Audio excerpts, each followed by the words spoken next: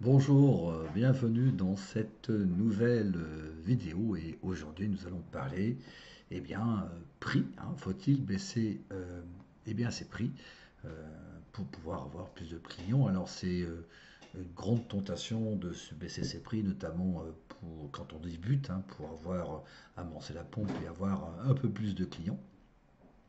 C'est une stratégie qui paraît de pur bon sens, hein.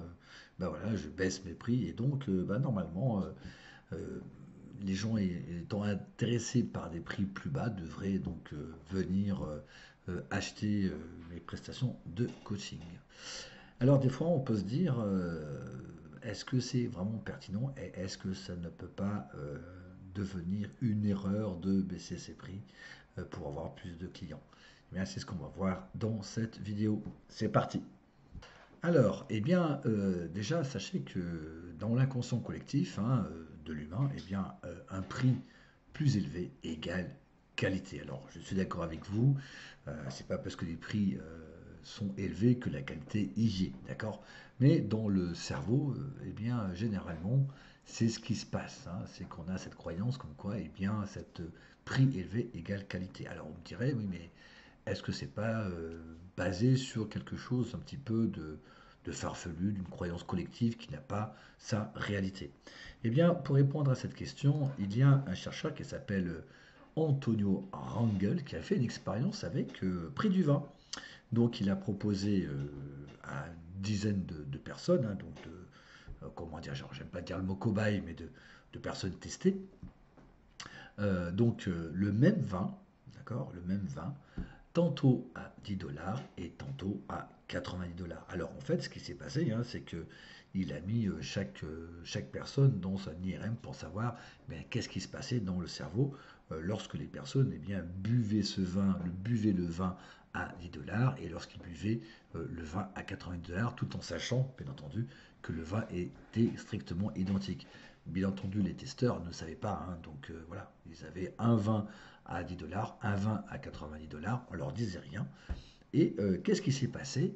Eh bien, effectivement, les testeurs, enfin les personnes cobayes, on va dire, ressentaient beaucoup plus de goût pour le vin à 90 dollars que pour le vin à 10 dollars, alors que c'était strictement le même vin.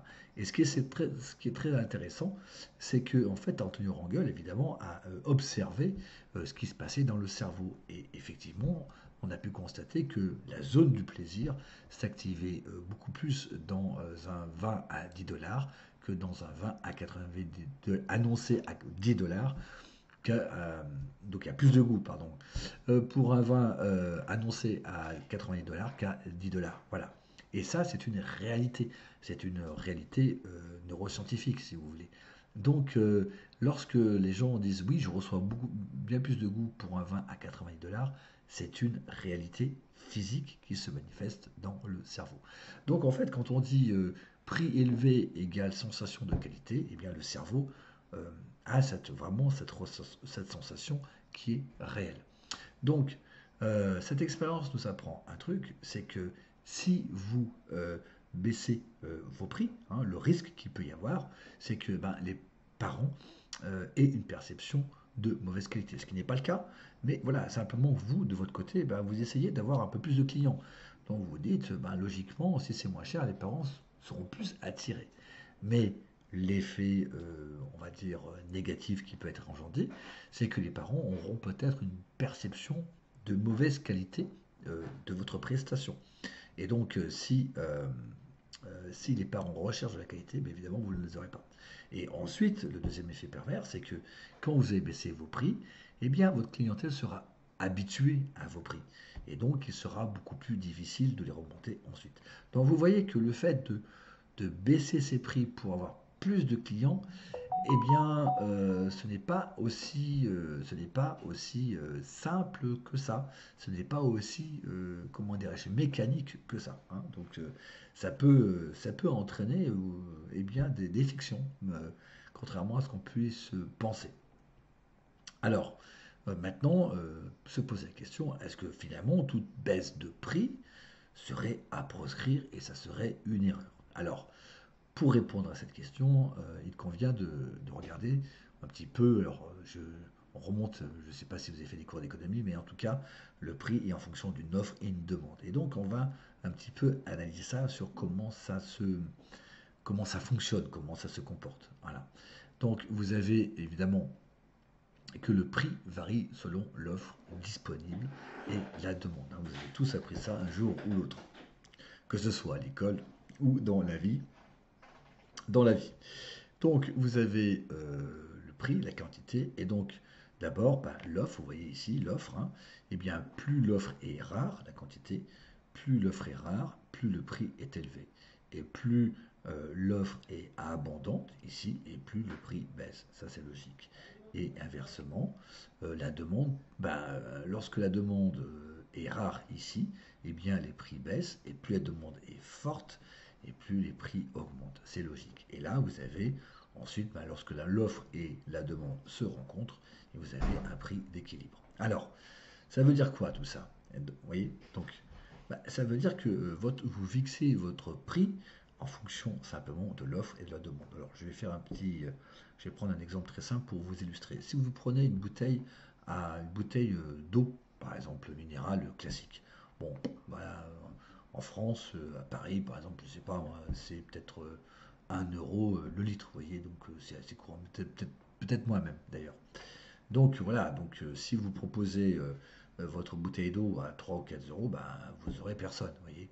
Donc vous allez garder votre eau parce qu'elle est trop chère. Donc il faudra baisser le prix pour pouvoir la vendre et être au moins au prix du marché. Maintenant, si vous avez cette même bouteille, mais vous trouvez dans le désert et vous avez quelqu'un qui a soif, et bien évidemment, l'offre, eh ben, l'offre est unique, hein, vous êtes quasiment tout seul, la demande aussi, mais vous avez un vrai besoin, évidemment, votre eau, vous la vendrez beaucoup plus cher que 1 euro, voire même beaucoup plus cher que 5 euros, hein, vous pourrez la vendre facilement une centaine d'euros, vous voyez. Hein, donc c'est un contexte différent, mais pas simplement aussi parce qu'en fait, il y a certes une demande, mais l'offre, elle est aussi rare, d'accord? Donc voilà comment se fixent les prix. Et donc, pour vous, eh bien, savoir est-ce que baisser les prix ben, vous évite de rentrer dans ce que l'on a vu, vous voyez, dans cette notion de qualité, pour que vos prix, quand vous baissez les prix, vous ne subissiez pas une baisse de qualité, mais il faut voir un petit peu les prix pratiqués. Et les prix pratiqués bah, vont se faire, comment dirais-je, en fonction de la différenciation que vous pouvez apporter dans votre coaching. Voilà. Donc, comment dirais-je, vous pouvez vous différencier euh, de différentes manières hors que le prix, hein. Voilà. Donc, si vous vous différenciez, alors pourquoi je parle de différenciation d'ailleurs? Bah, tout simplement, c'est que si vous vous différenciez, je reviens ici, si vous vous différenciez des autres, votre offre est plutôt unique. Voilà. Donc, conclusion, si vous avez peu d'offres, par rapport, parce que vous êtes unique, eh bien vous pourrez pratiquer des prix plutôt à la hausse. Si vous n'arrivez pas à vous différencier par rapport aux autres, eh bien la différenciation se fera par les prix. Et donc, bah, plus effectivement le prix sera faible, et donc vous différenciez par le prix, et donc vous aurez éventuellement beaucoup plus de monde. Donc voilà. Donc comment se différencier son coaching scolaire hors prix? Eh bien, déjà, vous pouvez vous différencier par rapport aux résultats que vous obtenez.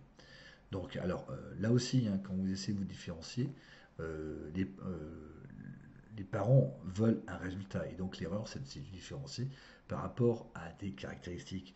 Les caractéristiques, les méthodes pédagogiques, certes, très bien, d'accord. Les parents ne les connaissent pas. Donc, comme les parents ne les connaissent pas, il est inutile de dire, bah voilà, mon coaching fait référence à telle technique, à telle méthode, à telle... Voilà. Vous inondez la tête des parents qui n'y comprennent rien, et donc vous perdez votre temps. Donc en fait, hein, et donc je le rappelle, les parents sont à la recherche d'un résultat et non pas de caractéristiques. Les parents souhaitent que la scolarité de leur enfant décolle. Voilà.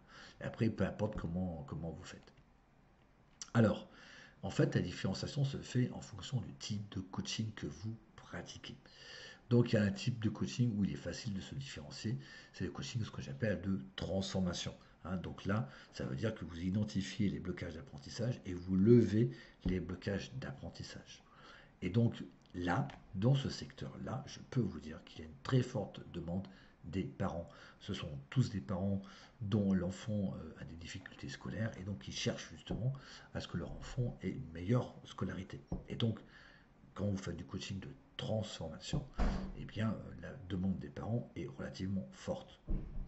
Et donc là-dessus, eh bien, il y a très peu d'acteurs sur ça. Pourquoi? Parce qu'en fait, déjà, c'est pas facile à faire, d'accord? C'est pas facile à faire du tout. Ça demande une certaine expertise. Et donc, voilà. Et puis, il y a peu d'acteurs parce qu'en fait, le résultat se fait sur. Alors, je n'aime pas dire que l'augmentation des notes, mais en fait, en tout cas, au final, c'est ce que regardent les parents, en tout cas. Voilà. Et donc là-dessus, c'est pas forcément facile, il faut bien se former, hein. Et donc, automatiquement, vous avez peu d'acteurs de coaching. Et donc, ce qui se passe, eh bien, vous pouvez augmenter vos prix. C'est-à-dire que si vous voulez avoir plus de clients, baisser ses prix, ça fera pas grand-chose en fait, parce que les parents voudront un résultat. Donc c'est ce qu'ils chercheront.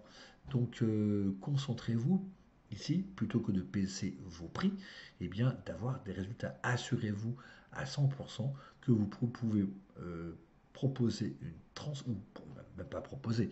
Assurez-vous que vous pouvez garantir une transformation de l'enfant aux parents. C'est-à-dire que vous aurez, vous voyez, chers parents, je vais identifier tous les blocages d'apprentissage et je pourrai ensuite les lever.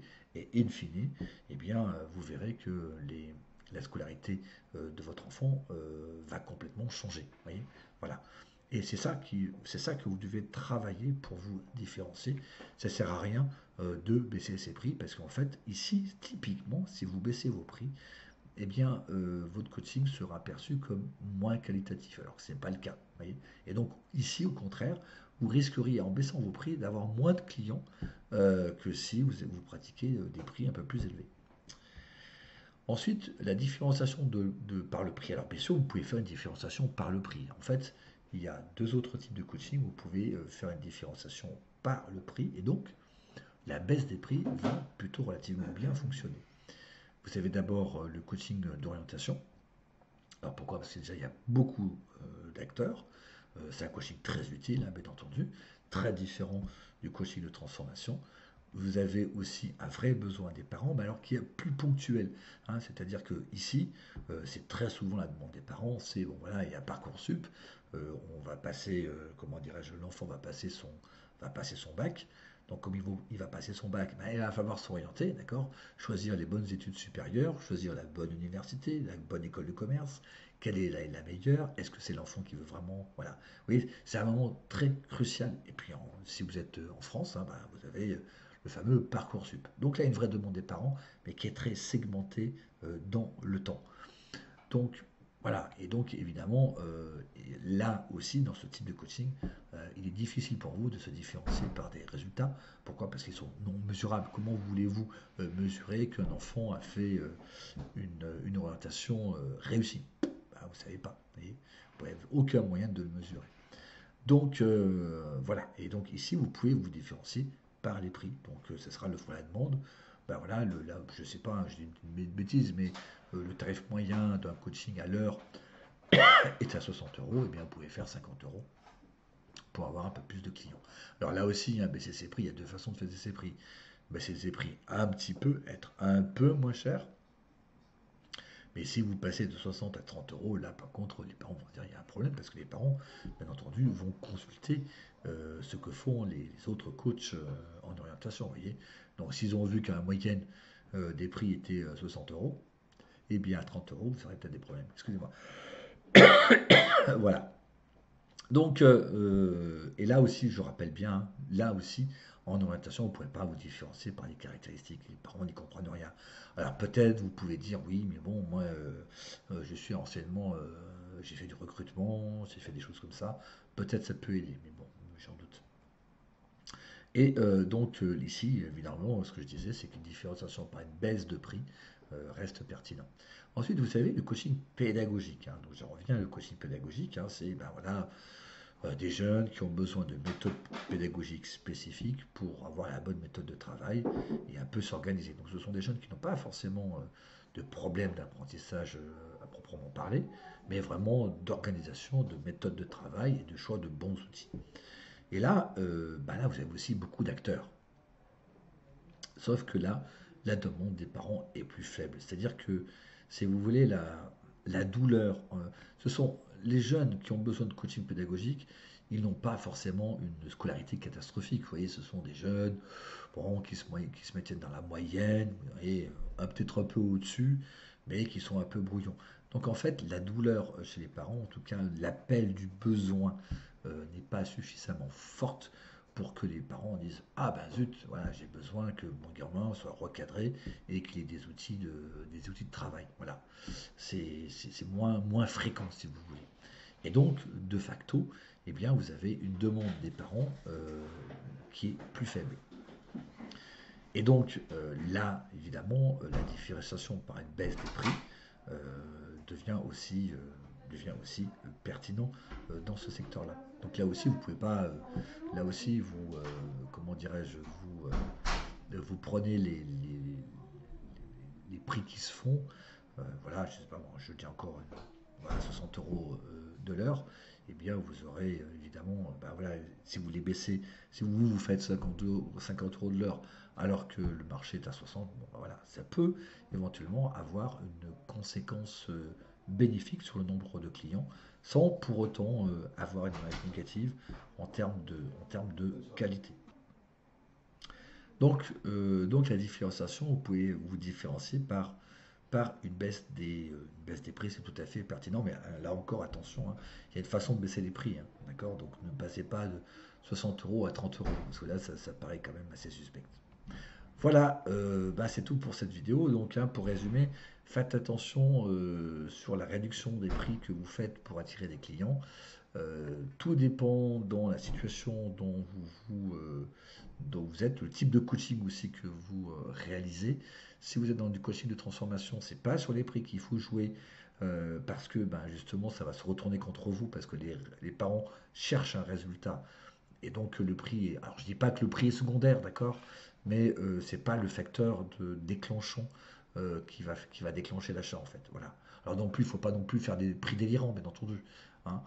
Mais en tout cas, si vous baissez les prix dans ce type de coaching-là, il se peut que vous aurez une vision, enfin que les parents aient une perception négative de votre prestation, et donc à la Antonio Rangel, évidemment, comme le prix du vin, et donc ce soit dommageable pour vous. Maintenant, si vous situez sur du coaching d'orientation, du coaching de méthodologie, là c'est un petit peu différent, parce que comme vous l'avez vu, hein, offre et demande, vous avez pas mal d'offres sur le marché, de la demande aussi. Et donc, bon, là-dessus, une baisse des prix bon, faite correctement, avec, comment dirais-je, intelligence, bien entendu, euh, peut être bénéfique pour vous attirer beaucoup plus de clients.